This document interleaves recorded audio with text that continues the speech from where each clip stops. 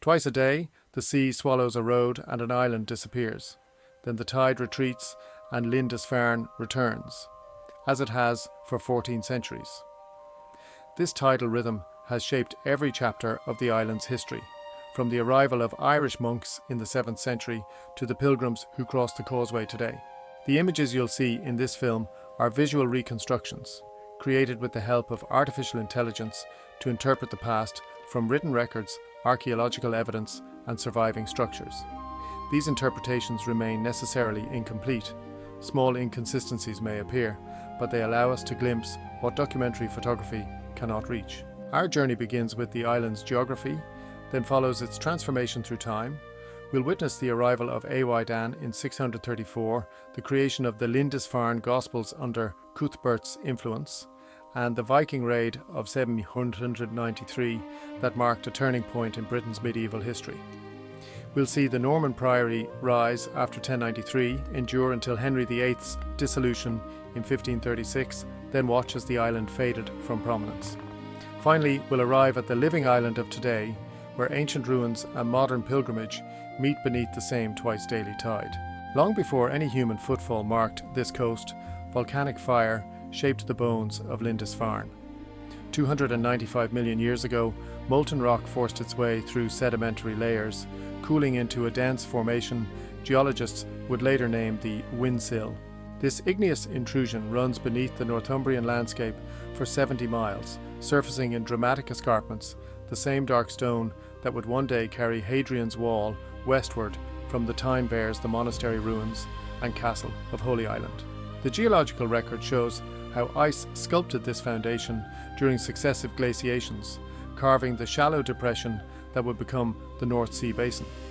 When the ice retreated and waters rose, Atlantic tides found the Whin Sill's eastern edge and created an island that appears and vanishes with metronomic regularity. Twice each day, the sea covers the causeway that connects Lindisfarne to the mainland. Twice each day, the waters withdraw, revealing a mile of sand and mud marked by wooden refuge posts for those who misjudge the tide tables. Archaeological evidence from the region indicates sparse pre-Roman occupation along this exposed coast.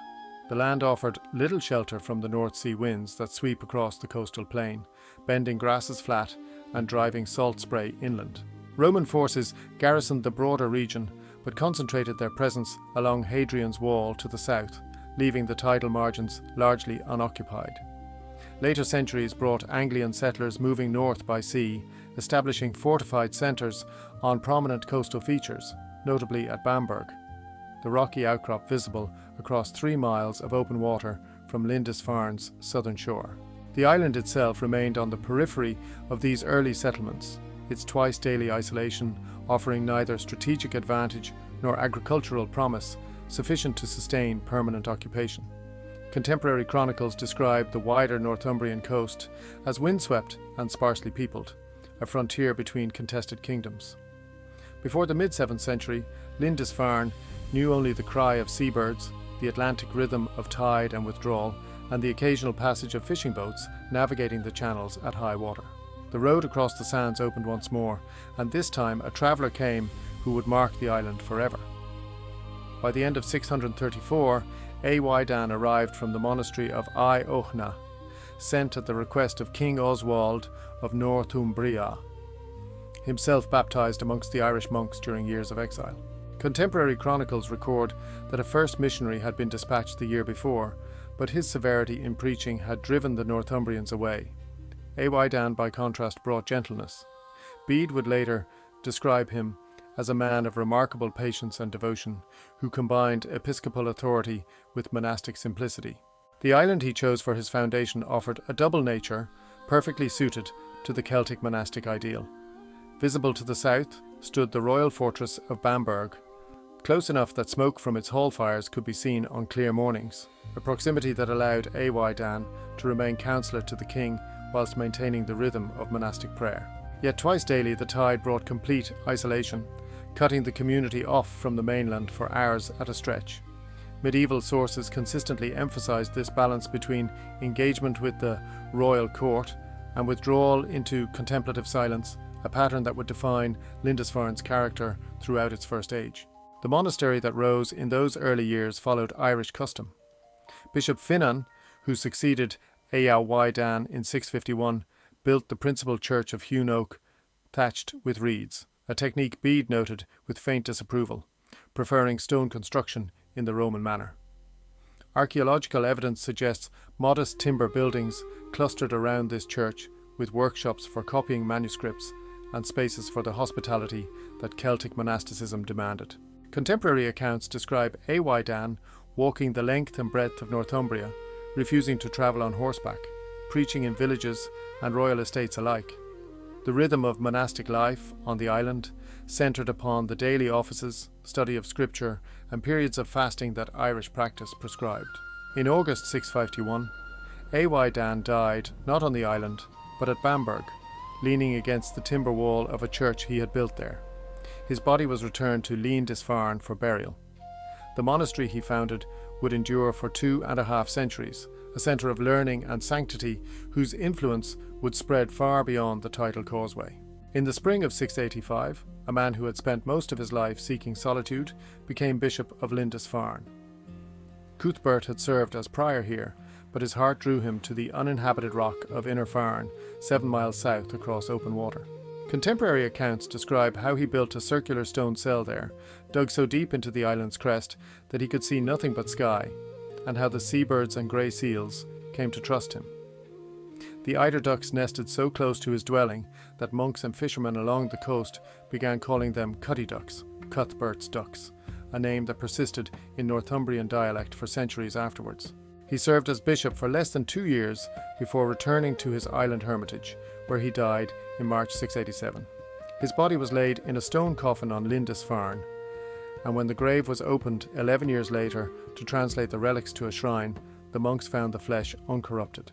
Word of this travelled the length of Northumbria and beyond, and Cuthbert's tomb became the most visited pilgrimage site in northern England, drawing suppliants who left testimony of healings and visions in the monastery records. Around 715, as pilgrims crossed the sands in growing numbers, Bishop E.A.D. Frith began work on a gospel book that would stand as the monastery's supreme cultural achievement. He worked alone, preparing vellum from calfskins stretched and scraped to translucent thinness, mixing pigments from minerals brought by traders, lapis lazuli from mountains beyond Persia, red lead from the Mediterranean, yellow orpiment that arrived as crystalline rock. The manuscript comprised 259 folios, each page ruled and lettered in insular majuscule script, each gospel opening illuminated with carpet pages of interlaced patterns drawn from Celtic, Germanic and Mediterranean traditions, fused into a style found nowhere else in Christendom. After E.A.D. Frith's death, Bishop A.T.H. Alwald pressed and bound the completed work, and the hermit Bildfrith fashioned a cover case worked in precious metals. The Gospels remained at Lindisfarne through the decades when King Ceolwulf, who had abdicated his throne in 737, lived out his final years amongst the community and was buried beside Cuthbert's shrine in 764. The island had become what AI-reconstructed could scarcely have imagined, a beacon of learning and devotion whose influence reached across the Anglo-Saxon kingdoms, its scriptorium producing manuscripts, its school training clergy, its saints' uncorrupted body, drawing the faithful from distant shires. If this journey through Lindisfarne's golden age resonates with you, consider becoming a channel member. Your support helps me keep rebuilding these lost worlds, frame by frame. Now let's continue.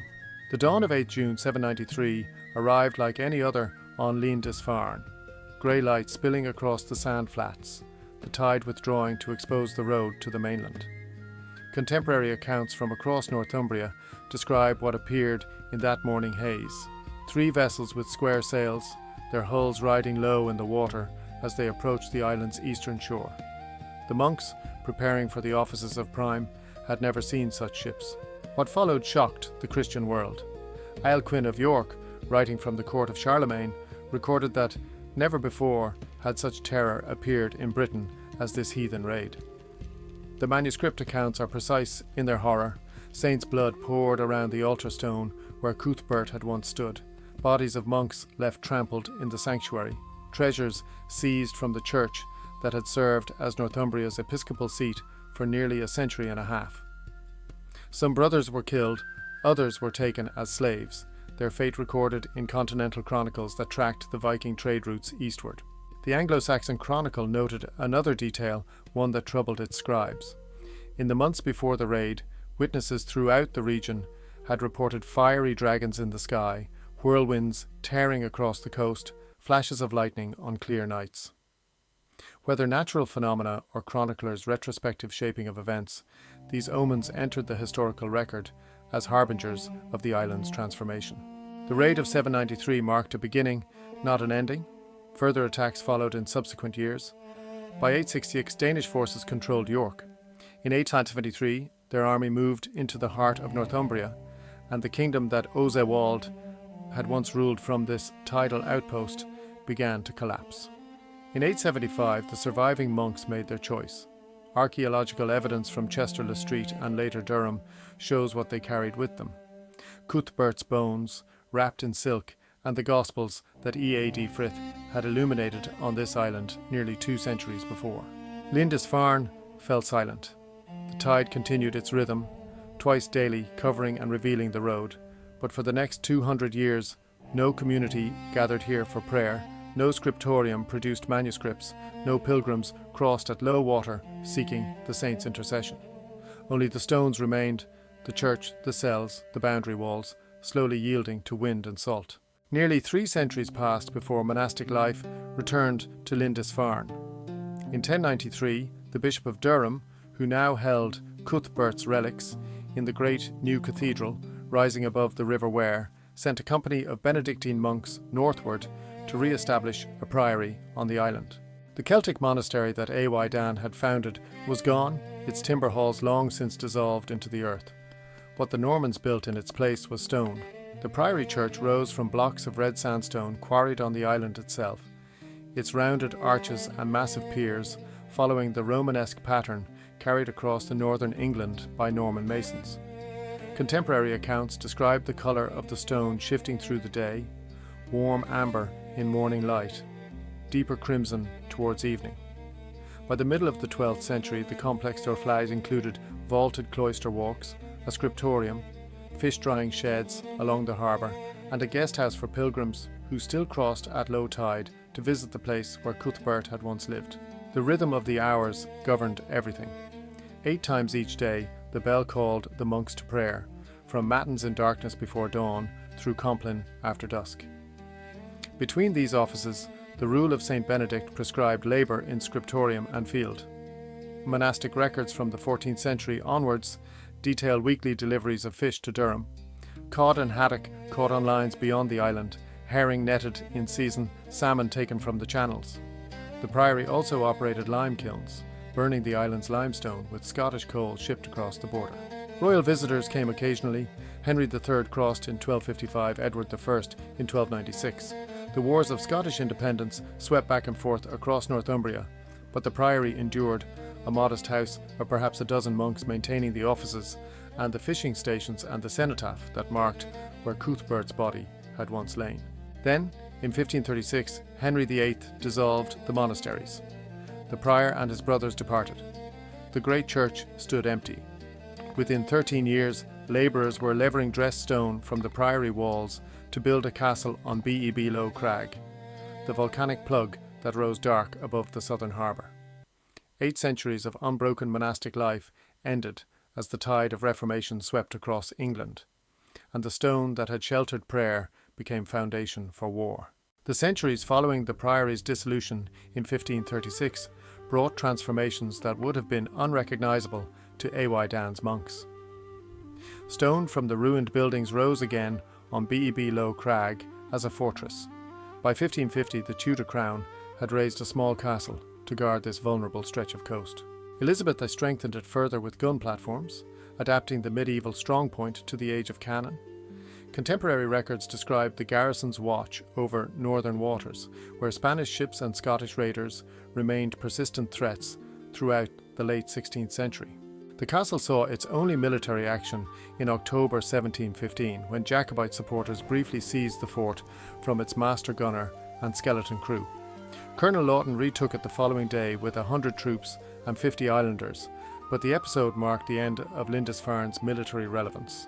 By the mid-18th century, the garrison had withdrawn, and the island community numbered barely 200 souls, most of them fishermen whose boats worked the herring shoals and oyster beds that sustained the local economy for generations. It was the Romantic movement that returned the island to broader consciousness. Walter Scott's 1808 poem Marmion evoked the ruined priory in verses that sent antiquaries and travellers northward, sketchbooks in hand. By the Victorian period, archaeological societies had begun documenting the Norman stonework and Celtic grave markers emerging from the sand and turf around the priory church. What had seemed merely abandoned ruins took on new significance as evidence of England's Christian origins.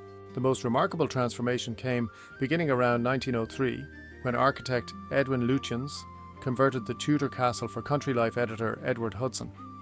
Contemporary accounts describe the project as a masterpiece of the arts and crafts movement. Vaulted ceilings, inglenook fireplaces, and views across the tidal sands framed by narrow windows that preserved the fortress character whilst creating an aesthetic retreat. Gertrude Jekyll designed a small walled garden in 1911, sheltered against the island winds by high stone walls. Both castle and garden passed eventually to the National Trust, their preservation ensuring that Lindisfarne entered the 20th century not as a forgotten outpost, but as a destination where austere beauty and layered history drew pilgrims of a new secular kind. The causeway built in 1954 brought motor traffic to Lindisfarne, yet twice each day the sea still claims it back. Warning signs now stand at both ends, photographed by thousands, ignored by several drivers each year whose vehicles the tide sweeps away. About 150 islanders live here permanently, their lives woven between tourism and traditional fishing. The priory ruins rest in the care of English heritage, the castle and its walled garden with the National Trust. Since 1964, the nature reserve has sheltered grey seals, eider ducks, and the dark flocks of Brent geese that arrive each autumn. The Lindisfarne Gospels remain in the British Library in London, their periodic return to Newcastle or Durham still sparking campaigns for their permanent homecoming. But the island itself continues its ancient rhythm, appearing at low tide, vanishing beneath the North Sea, then returning as the waters withdraw. The same tides that carried AI-Aidan's coracle in 634 and the Viking longships in 793 now bring pilgrims and visitors across wet sand. 14 centuries have passed and Lindisfarne still disappears and reappears, held by the sea that shaped every chapter of its story.